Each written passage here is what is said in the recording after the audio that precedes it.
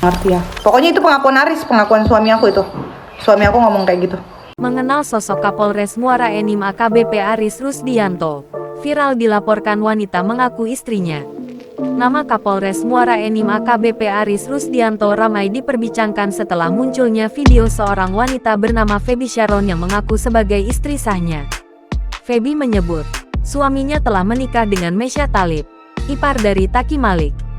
Feby Sharon tidak terima dengan ulah suaminya, AKBP Aris Rusdianto, yang telah menikah kembali tanpa sepengetahuannya. Pada satu unggahan video, akun Sharon mengunggah video bukti pernikahan dirinya dengan AKBP Aris Rusdianto.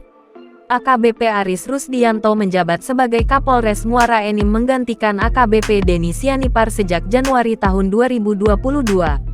Pada beberapa foto dan video yang diunggah akun Instagram @polresmuaraenim, istri AKBP Aris Rusdianto sekaligus Ketua Bayangkari Cabang Muara Enim bernama Melanie Aris. Sebelum menjabat Kapolres Muara Enim, AKBP Aris sempat menjabat Kasubit Paminal Bid Propam Polda Jawa Tengah. Ia adalah lulusan Akpol tahun 2000. Dalam beberapa artikel yang dimuat di tribratanews.muaraenim.sumsel.polri.go.id, AKBP Aris sangat sering terlibat dalam kegiatan sosial dan olahraga. Pada awal mengemban jabatan Kapolres Muara Enim, AKBP Aris Rusdianto menekankan pentingnya teamwork dalam melaksanakan tugas dan menentukan keberhasilan.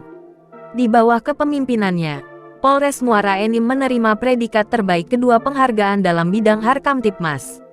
Predikat Polres terbaik kedua sejajaran Polda Sumsel ini berdasarkan penilaian Harkamtipmas yang diserahkan pada saat gelar operasional Triwulan di SPN Polda Sumsel. Polres Muara Enim, pada pelaksanaan gelar Opsnalgo, bulan Januari tahun 2022 juga menerima predikat terbaik kedua dalam bidang penanganan COVID-19. Tribun Sumsel sudah berupaya menghubungi Polda Sumsel untuk meminta klarifikasi video viral ini, namun belum mendapat respon. Jangan lupa subscribe, share, komen, dan like ya!